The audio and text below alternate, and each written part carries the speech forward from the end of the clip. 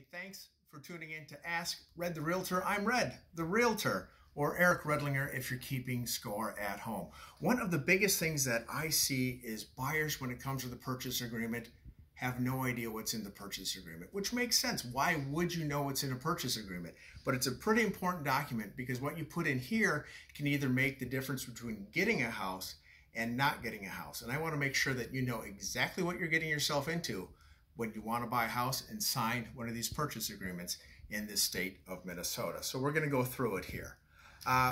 Purchase agreement needs to have three things in it. It needs to have what you're buying, who you are, and when you're going to close on it and how much you're going to pay for it.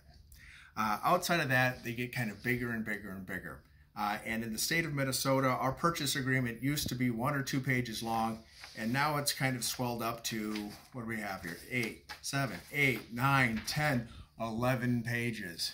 So the reason why we have 11 pages from one, because people kept on getting sued and they kept on adding things to it to protect you, the buyer. So I'll show you exactly what's in a purchase agreement right now.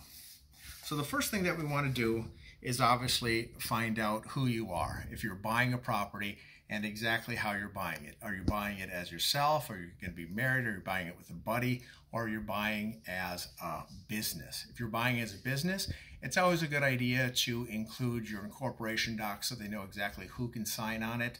They'll probably ask for that a little bit later down the line, but if you're going to be on top of your game, add those with the purchase agreement so you don't have to go back and get that. But what we're going to do on the first page has all pretty much the interesting and good information that you need in a purchase agreement. It has how much you're going to pay for it and when you're going to close on it and how much money you're going to put down on it. Those are the kind of the big things that we have. Another big one that we have, and it's very important because it's right on the top, is something called earnest money. Earnest money is money that you put in control of the listing broker on who is going to hold that money. And that money could become at risk if for some reason you don't close on the property. So if you put down $1,000, your purchase agreement might not look as strong as someone who put $10,000.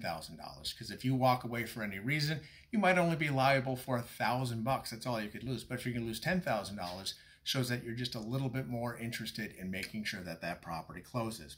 In this state, I don't know, they kind of vary between 1% and 2% of what the total purchase price is. I've seen a lot more and I've seen some with a lot less, but it all depends on what you're comfortable with.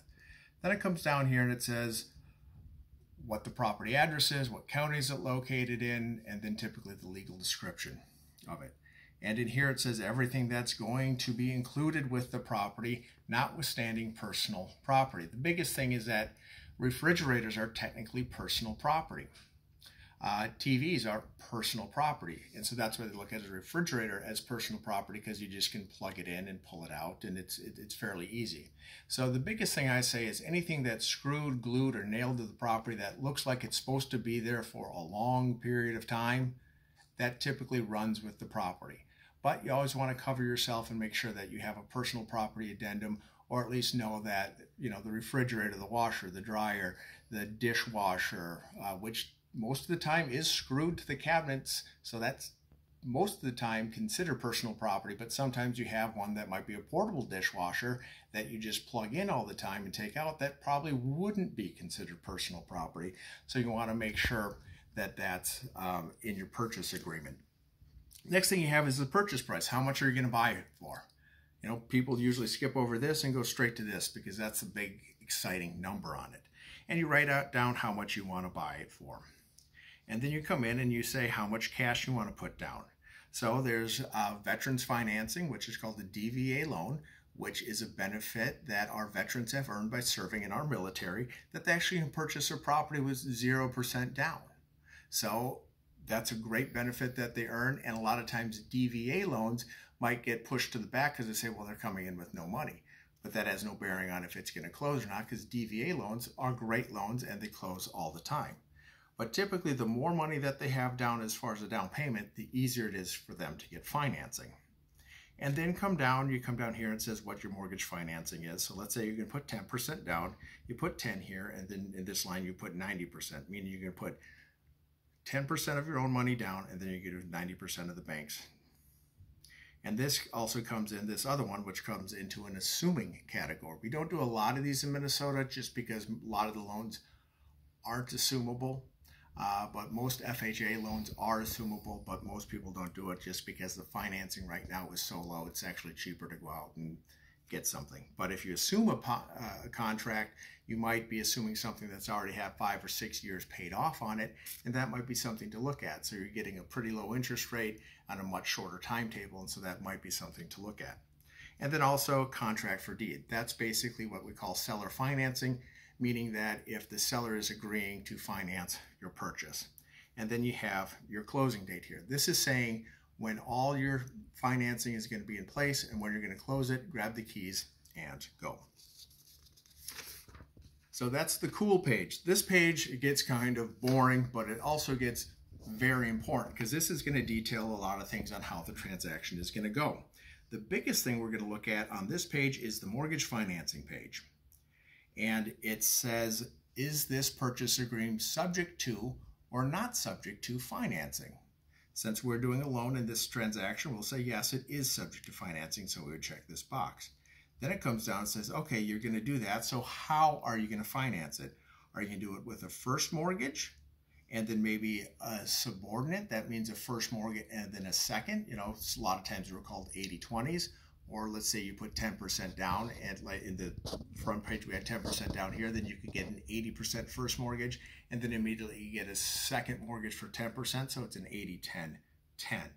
The DVA, which we touched on, FHA, which allows you to come in and buy a property with 3% down, Minnesota Housing and Finance Agency, if you meet certain income requirements, you can actually buy a house in this state for $1,000 down, and you would use the Minnesota Housing and Financing Agency for that.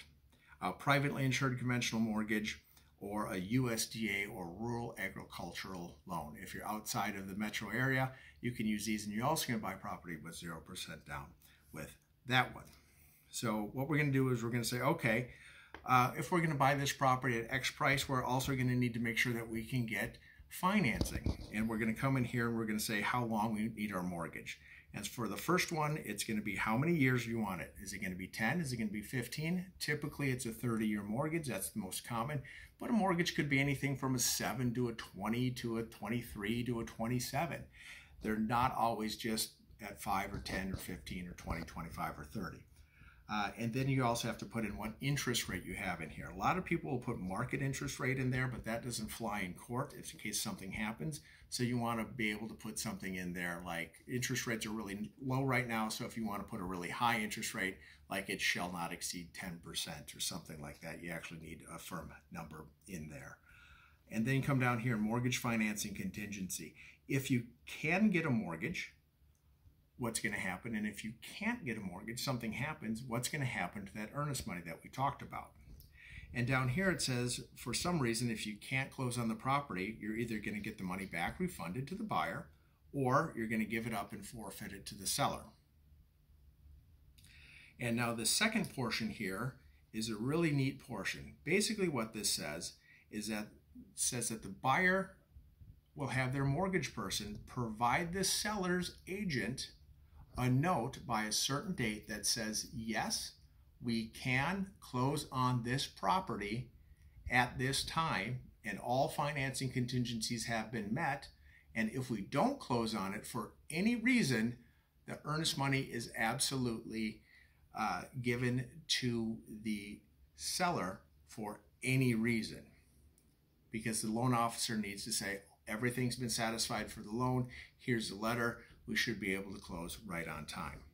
The flip side is, because most people just read this, the next page says, if by the date that you've selected that you do not get that letter, and the loan officer does not send it, it is the seller's right to continue with the purchase agreement or not. And so once this date passes, if they haven't gotten that letter, then it's up to the seller if they want to continue with, or if the buyer can get their money back, their earnest money. And then down here, it says, how are you going to lock in your financing? We want to know that if you have, like, let's say that you're only approved up to X amount with Y interest rate, we want to make sure that if it's Y interest rate right now, we want to make sure that you can lock in that. So we could say at 5 business days or any time required by lender. So anytime that required by lender, what that means is, like, let's say we're going to close 60 days out, and 60-day money or 60-day mortgage money might require a longer lock fee because the bank has to buy that money, hold on to it, and they know that they're going to loan it in 60 days. So it could be better for you to have it, be 30 days out if you have a 60-day close, and then, your loan officer says, okay, the money's cheaper right now. Do you want to lock in? Yeah, we'll lock in. And then you call them and say, we'll lock at that price. And then it comes down to here, and it says, if they do the appraisal and they come back and say, okay, well, we need XYZ fixed, cover plates put on, leaky faucet fixed, peeling paint, something like that, that the seller will agree to pay X amount of dollars to do that without being asked. So let's say that you have a property and you have some peeling paint, and it has peeling paint, and the appraiser comes back and says it's peeling paint and it's going to be $500 to get that fixed. If you have $500 written in there, that's basically saying that the seller's agreeing to pay that without any more negotiation of the price. And that then the appraiser has to come back out and look at it, make sure it's done. And they're going to say if the buyer or the seller is going to eat that fee, which is typically about $150. Now, if we're buying with FHA financing, there's a little clause in there that says the property must appraise for the purchase price, or you get your money back and the purchase agreement can be canceled. So what you do is the same number that you have for your purchase price, you write it in down here. So if the appraisal doesn't come in or comes in low, well, then you have an out. And then if there's any other lender processing fees that they need to be paid, they can put that in here. Now, this is a little different than closing costs, but kind of in the same bucket. So, you're definitely going to want to know what your closing costs are going to be. With that, when you meet with a loan officer to get pre-approved, they're going to give you a breakdown of how much everything's going to cost. And so they'll say appraisal will be this, underwriting will be this, name search will be this, title fees will be this, and everything's laid out like that, so you know exactly how much it's going to cost to close the loan. And then it comes to the next part here, which if you're using DVA financing, which is veteran financing, remember I said that you could buy a property with 0% down, but there is a funding fee that they charge. And it either can be added to the mortgage amount or paid for by cash by the buyer at closing. And then come down here, you're talking about seller contributions. Now, this is the biggest sticking point I see. A lot of people will say, well, I made a full price offer of $300,000, but then they come down here and they're asking for $9,000 in concessions from the seller to cover their closing costs. So to the seller, that's actually real money that they are paying out, and it's real money that you are paying back in your mortgage. If you didn't need the closing costs, you could have paid $291,000 for it and paid your own $9,000 in closing costs. A lot of people will roll that in there and not consider it part of it. So if you want to have a true $300,000 net to the seller, you say, okay, I'll pay $309,000 for it with $9,000 in closing costs. So it's going to come out to the seller netting $300,000. And so when you looked at the property, you probably just saw it for a little bit. You didn't open up all the doors. You didn't check the furnace. You didn't make sure all the electrical things were working and nothing was leaking, and get up on the roof and poke around. So that's why we have an inspection contingency portion of this purchase agreement. Now, you can elect to have the property inspected, or you can say, nah, I really don't need this property inspected. I don't want to, so you can decline it. So you can elect to have it inspected, or you can decline to have it inspected. Then you also can elect to have it inspected, and it's contingent on the sale of the property that it passes inspection, or you can say, I'm going to have it inspected, but it's only for my information only. So you can say this purchase agreement does not need to have the inspection passed, and that the inspection is only for your information. And then this next one says that if you are going to want to test intrusively, that means drill holes in the wall and take a look behind things. Now, a lot of people are like, well, why would I want to drill holes in a wall of a house? Well, because you kind of want to know what's behind there. One of the biggest ways that this has come into play is with some of the mid-90s, early 2000s stucco houses that had some problems with moisture getting behind the windows. And so there's a company that'll go out there, they'll drill a hole in the corner of every window, they'll stick a probe in there, and they'll give you a moisture reading and tell you if it's high or low or other, so you know what's behind there. But it's on the inspection company and your responsibility to make sure all those holes are filled and they're not noticeable. So, you know, they'll go in, they'll drill, they'll take the measurement, and then they'll repair it, typically with a different kind of caulk. And so their house is put back to a good space. And also with this intrusive testing is if you've bought a new house and the attic is sealed, which is how people want it to be sealed, but some financing, you have to look in the attic and check that. So if the inspector has to go in there, or excuse me, the appraiser has to go in there and pop it and take a look around to make sure that you have enough insulation in your attic, that's something that they'll typically ask to make sure that that crawl space is open for.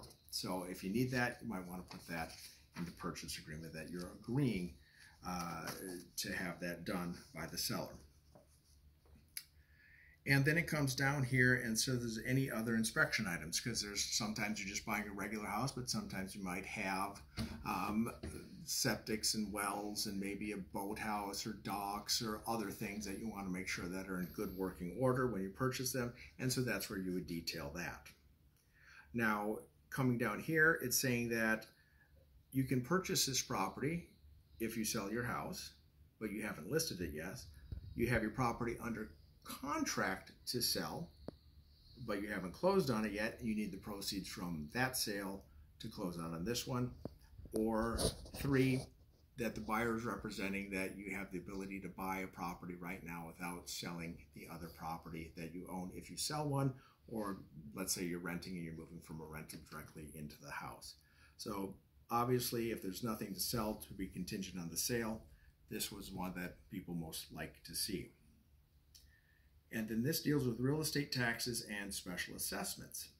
So you have a lot of options here. You can prorate from the day of closing, basically that the seller will prorate from the day of closing. They'll pay day of closing and backwards, and then the buyer will pay day of closing moving forward, after the day of closing moving forward. And you can say, okay, we're going to prorate that as the days, or you can say, all right, you know, you can pay the months of it, or you even come down and say you'll pay all of the real estate taxes for the year that we're in, or you're going to pay none of the real estate taxes for the year that you're in.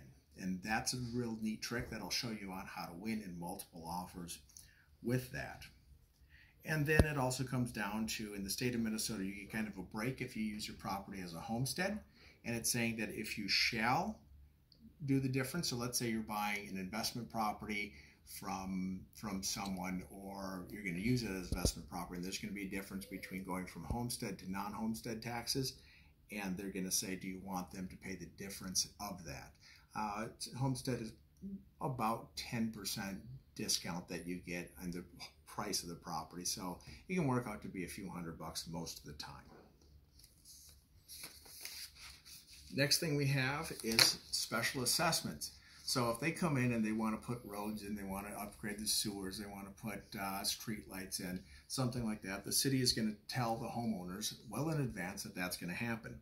So it's going to say that you're going to, either the seller's going to pay for it or the buyer's going to take over any special assessments that have been levied on it.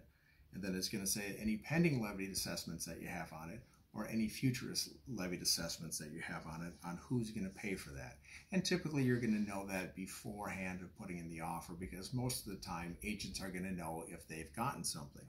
So now let's say that you're under contract, you're going to close in 60 days, and the city sends out a notice that's saying, hey, you are now part of a new initiative in the city where we're going to add street lights, and everyone on the block is going to be assessed $1,500 for that. And this paragraph here lets you know what your rights are if that happens. So basically the city will send a note, and it's the seller is agreeing to let you know that that has happened. They'll call you up and say, okay, there's going to be an extra $1,500 on it. Then it's your option if you want to continue with the purchase agreement or keep it as is or cancel it. Additional provisions with this. So of the written purchase agreement, do you have another one out there? If you have another one out there that needs to be canceled, are you getting it canceled? It is subject to the written cancellation, another purchase agreement, or not. And this next one comes down with deed and title. So if we don't get marketable title on this, you're automatically going to be able to extend the purchase agreement. I'll get to that on the back, but I wanted to touch on it now because this will go over the different types of deeds that we have in Minnesota. The first one's a warranty deed. A warranty deed is the highest and best deed that you can get in the state of Minnesota. Basically, it's saying that this property is free and clear from the inception of the state with whatever encumbrances that are currently on it. Then you have something called a personal representative deed. And that basically breaks down if someone is incapacitated. You see a lot of this in estates where someone might be just a personal rep and not the actual owner because the buyer or the seller has been deceased. Then you have a contract for deed, which basically means that you are financing that through the seller. Then you have a trustee's deed if it's in a trust. And then you have an other. Now the other in the Minnesota, we have something called a special or limited warranty deed. With a limited warranty deed, basically that comes when you have a property that's foreclosed on it. The bank will say, up until the point of foreclosure, we have no idea what's happened, but we're going to guarantee that since we've owned it until you buy it, that there is nothing that we're going to be liable for because we know we've gone through the process of foreclosure, and so as far as we're concerned, we have free and clear title, but they're not going to represent something that may have happened 2 or 3 years ago on it. So that's a little bit different. And then once again, I'm going to touch on this, that what happens if you're not able to get clear title. You're able to get an extension of it, and it's going to be extended for 30 days. And then if it needs to go longer than that, then it's up to the buyer if they want to continue waiting to have marketable title to close this property. Then it also says that how do you want to take possession? Immediately after closing, that means right after closing and the checks have been exchanged and you have the keys, it's yours. Or do you want to wait 2 or 3 days, let the seller have some time to move out? And that you can see go both ways depending on what your needs are.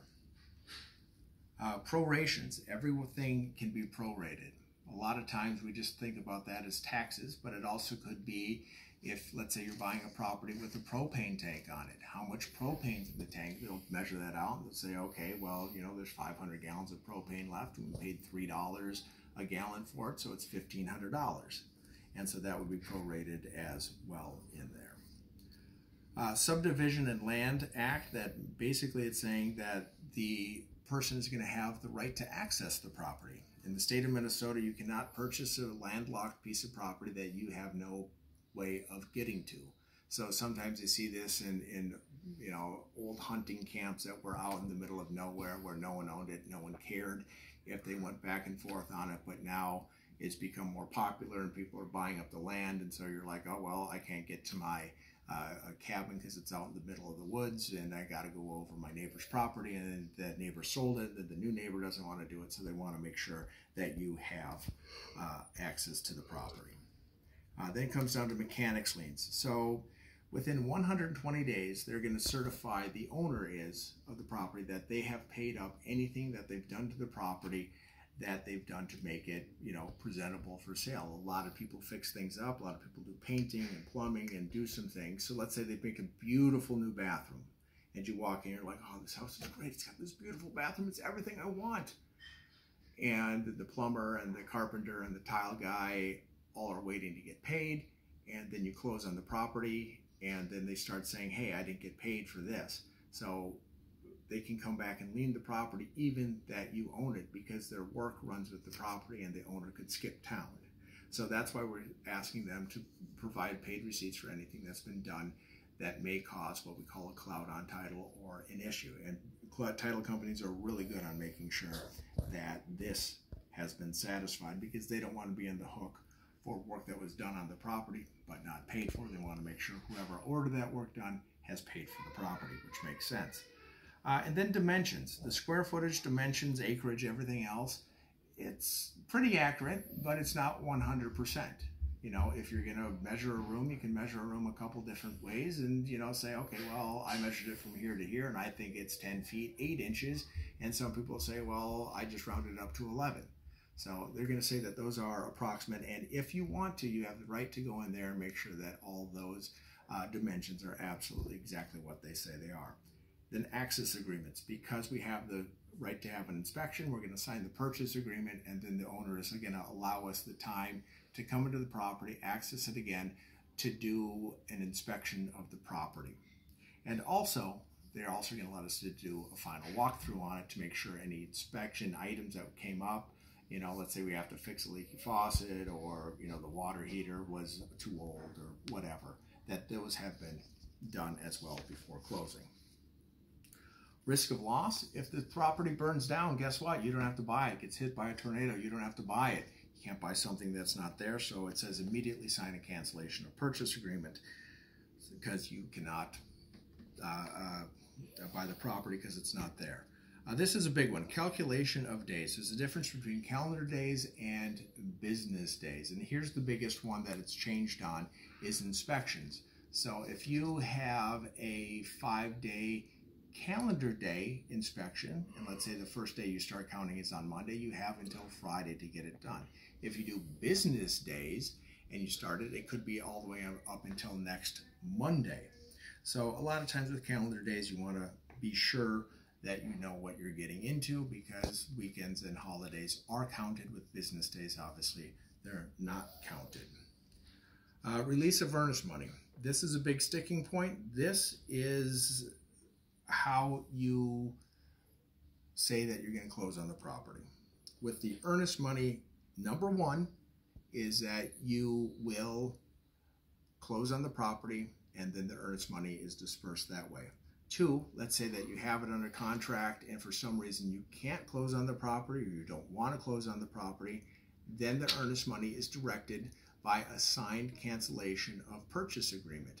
And in that you can say that the buyer keeps the earnest money, or the seller keeps the earnest money, or some days you can split it, or you can come up with another idea on how you want to handle the earnest money on it. So that can be a couple different ways. So let's say that you want to cancel the purchase agreement, but you can't come to agreement on who's going to keep the earnest money. Then the next thing comes to something called the statutory cancellation. Statutory cancellation means that they say, okay, we can't agree on this, so we're going to say that due to the state of Minnesota, we are going to say that since you can't close on the property and you're in breach of contract, that we want to have the earnest money released to us and the purchase agreement canceled.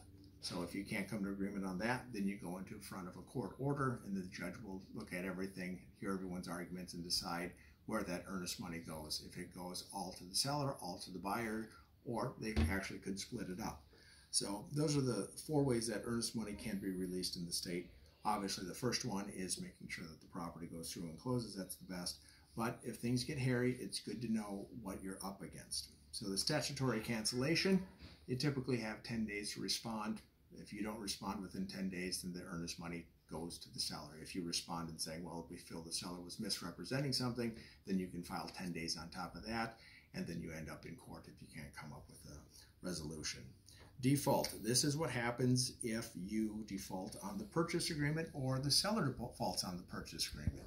They can sign something called a specific performance, meaning that you're going to sue them to specifically perform and do what you have done in this purchase agreement. Because a purchase agreement is just a list of promises that you say that you're going to do.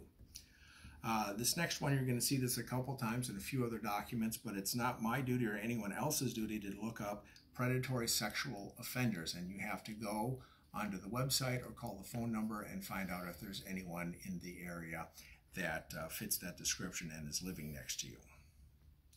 This is big stuff. It's bold, so it's saying that the buyer has the right to walk through, that we touched on, and to make sure that everything has been done in the property prior to closing. And then here it's saying that the buyer has received either a disclosure statement of the property or a disclosure alternatives by the property. So the first one is a property disclosure, which the owner is going to tell you everything that has been done to the property since they've owned it. Sometimes people have lived in the house for 50 years and they're not really going to remember what they've done in 1972 to the property. And so a lot of the stuff just might be recent, or it might come to a situation where they're going to sign the disclosure alternatives. There is a big difference between these two. A disclosure alternative is a very powerful document for the seller to sign. It is basically saying that they are refusing to tell you anything about the property because either A, they don't know, or B, they do know about something of the property, but they're going to protect themselves in saying it's up to you to do your inspections and satisfy yourself before moving ahead on this property.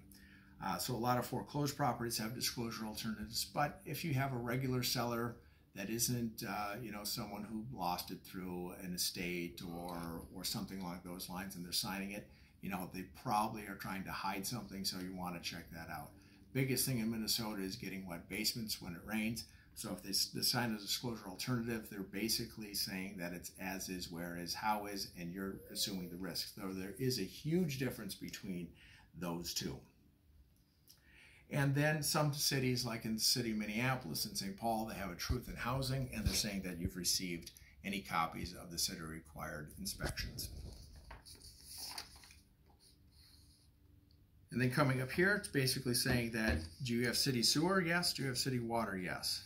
And sometimes, I was just dealing with one the other day where there's actually a septic system still in use in the city.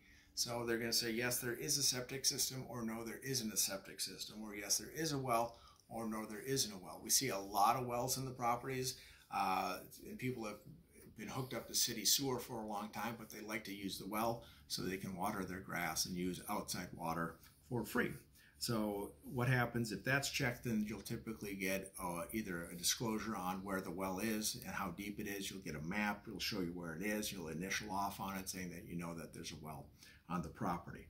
And if there is a well in the property and it's not in use, you might ask the seller to, have it sealed or abandoned and taken care of before you move in. This comes down to a home protection plan, a home warranty. This is a great plan to have when you're buying a house, because an inspection will tell you what might go wrong. A home warranty fixes the stuff that does go wrong, and it's really kind of nice to have. The biggest thing that I see go out are water heaters.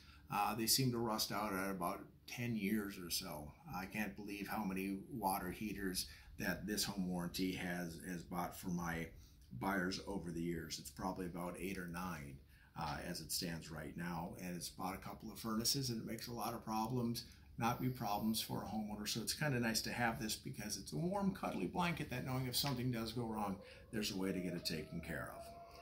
And then agency representation. It says who's the buyer and who's representing you, and who's the seller and who's representing them. And that comes down to here, like, why do we care? Because it comes down to something called dual agency. Dual agency in the state of Minnesota was set up